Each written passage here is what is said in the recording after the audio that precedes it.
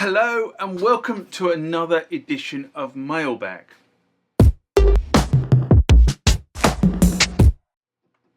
What is Mailbag? Well, Mailbag is a feature of the channel where you guys leave lots of comments on the channel and I attempt to answer those comments, or if I can't answer those comments, I throw it out to you guys who have more knowledge on some of this stuff than I do. So let's get into the first mailbag of this session. Remember, like, comment, subscribe to the channel. Go over to Instagram and follow me there. Go over to Facebook, follow me there. That's where the normal notices are. And consider becoming a Patreon.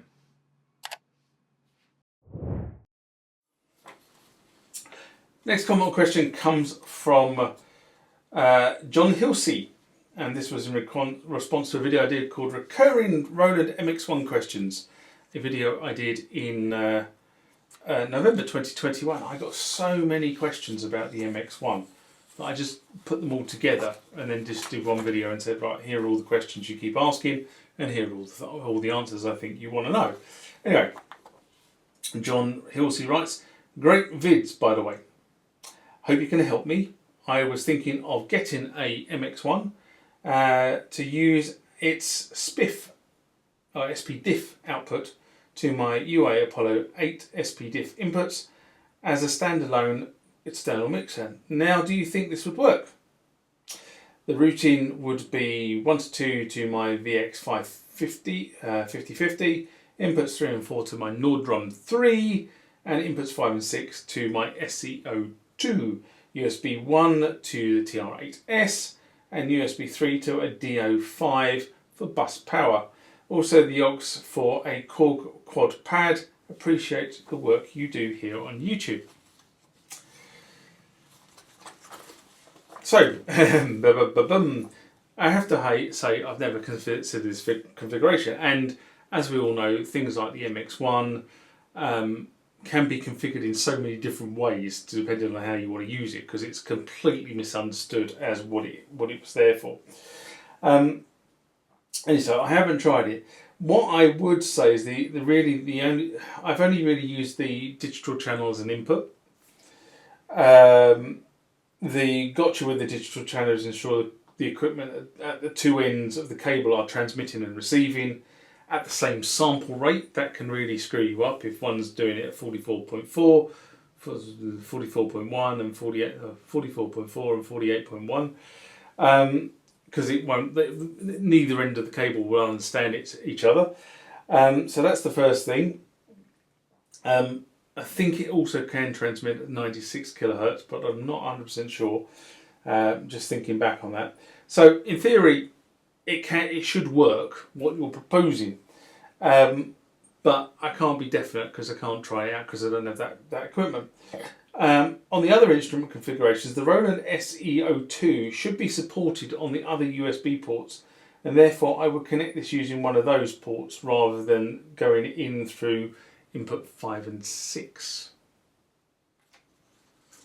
Next common question comes from MIDI-Mog. And this was in response to changing the power cord on the SY77, part 6 of the restoration I did, which was published in May 2024. And MIDI-Mog writes, I liked the part where it didn't fire up the first time. Easy fixes like these can sometimes turn out to be quite troublesome in reality. Don't I know it? The amount of times I've had what I think is an easy fix or a quick project and I've ended up spending days trying to do something. But that's the fun part about this though, especially when you're the one watching the YouTube video. That's for the entertaining content. I replaced the pigtail cord on my Juno 106 with an IEC socket installed on the rear panel. Interestingly, the Juno 106 has a small removable cover that was exactly the same site as the IEC socket, so I didn't need to drill any holes. I simply just screwed the socket into place. Is there no such possibility on the SY? Well, obviously MIDI Mog has commented many times on the channel, and thanks for the feedback on this particular video. Yes, the failure to file up was a bit of a schoolboy error, if I'm brutally honest.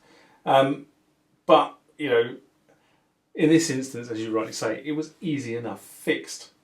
Anyway, my ethos, personally my ethos around this whole kind of modifying cases, etc., is I will only drill into the case if there is no other way to solve the problem.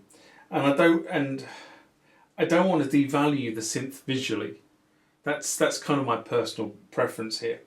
In the case of the SY77 and a future mod that I'm going to do on the SY99 and the DX7, I might add, it's actually better to change the cable as I did in the video rather than cutting into the chassis. So that's kind of my personal preference. I wouldn't cut into the chassis just for the sake of it.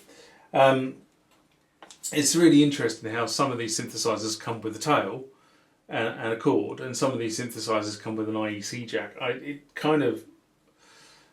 don't quite understand the logic. Either all come with an IEC jack, or all come with a 9-volt transformer or a 12-volt transformer that sits externally, but the cord thing I've never quite got. Anyway, in this case, the Yamaha KX88, which is a future project, has the C9, C10 pin, 2-pin configuration, and that actually can be relatively easily modified for the C13, C14 connection, which is the standard 3-pin IC connector that you see on most synths nowadays. I say most synths nowadays, a lot of synths nowadays come of course with an external transformer with a 9-volt connector. But that's a modification that will be similar to your Juno, and that will be filmed once I get this place fully operational and up and running. It's kind of been partially operational, but there's other things that need to change.